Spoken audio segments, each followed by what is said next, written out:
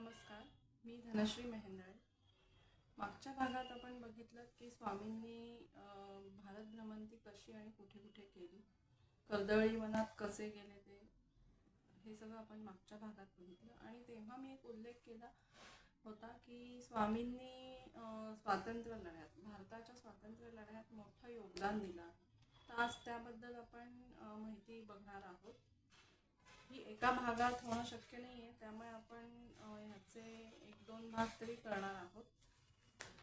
तर आज भाग 3 आपण बघतोय. जसं मी म्हटलं की मागच्या लेखात आपण उल्लेख केला आहे की स्वामींनी भारताच्या स्वातंत्र्य लढ्यात प्रचंड योगदान दिलं आहे.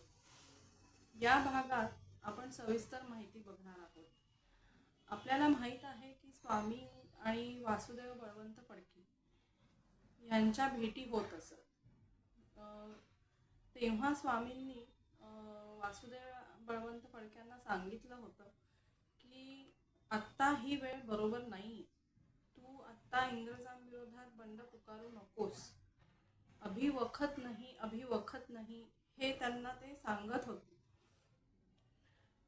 पण फडके इतके म्हणजे पेटून उठले होते, कारण त्यांच्यावर तेवढे अत्याचारच झाले होते. त्यामुळे त्यांनी स्वामींचं ऐकलं नाही आणि नंतर दुर्दैवाने ते फासावर गेले, कारण त्यांना पकडलं इंग्रजांनी.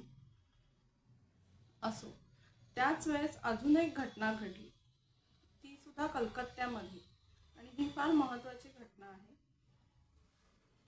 90 मण लाकडांमध्ये स्वामींचे एक शिष्य होते, त्यांना इंग्रजांनी जाळलं होतं. त्यांचं नाव आनंद भारती. ते मूळचे सौराष्ट्राचे. जवळजवळ 6 ते 7 तास ती चिता जळत होती आणि नंतर शांत झाल्यावर चमत्कार असा झाला की ते त्यातून उठून बाहेर आले. आनंद भारती सुद्धा स्वामींसारखेच दिसत आणि त्यांचंही आयुर्मान 300 वर्षांचे होतं. तेव्हा स्वामींनी त्या इंग्रजाच्या म्हणजे जो इंग्रज तिथे अधिकारी किंवा जो कोण शिपाई होता, जो चिता पेटवत होता, त्याच्या थोबाडीत मारली आणि म्हणाले, बरोबर 90 वर्षांनी इथून तुम्हाला तुमचं तोंड काळं करावं लागेल.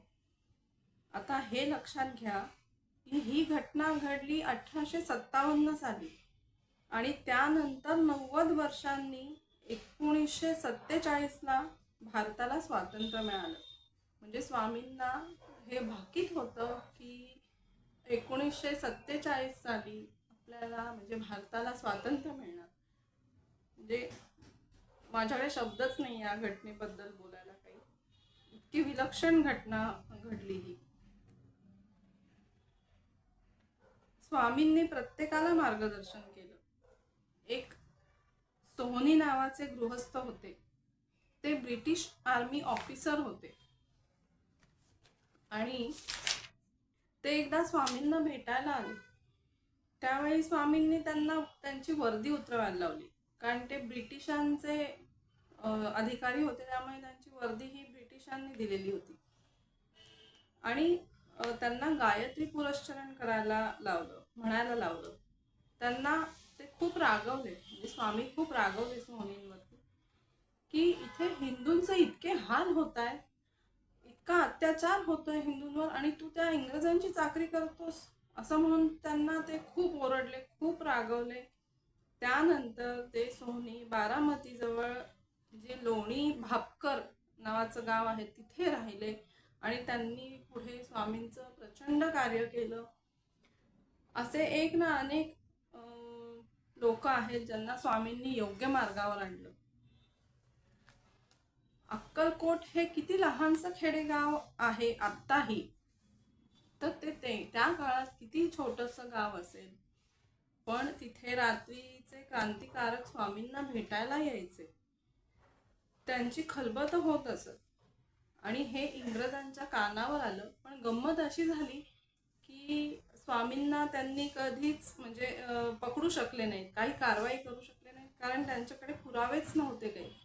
इतक्या सगळ्या गोष्टी आहेत, इतकी त्यांनी देशसेवा सुद्धा केली आहे स्वामींनी, असं म्हणजे किती आपण सुदैवी आहोत की तेव्हा स्वामी होते. आणि म्हणून बऱ्याचशा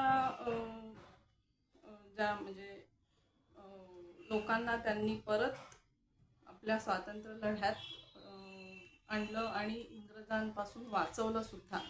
त्यात टिळक सुद्धा होते. हे आपण पुढच्या भागात नक्की बघूया. टिळकही स्वामींना भेटत असत. ह्याबद्दल सविस्तर माहिती आपण पुढच्या लेखात बघणार आहोत. तर कसा वाटला माझा लेख किंवा कसा वाटला हा भाग मला नक्की सांगा. आणि आमच्या चॅनलला शेअर, लाईक आणि सबस्क्राईब नक्की करा. धन्यवाद.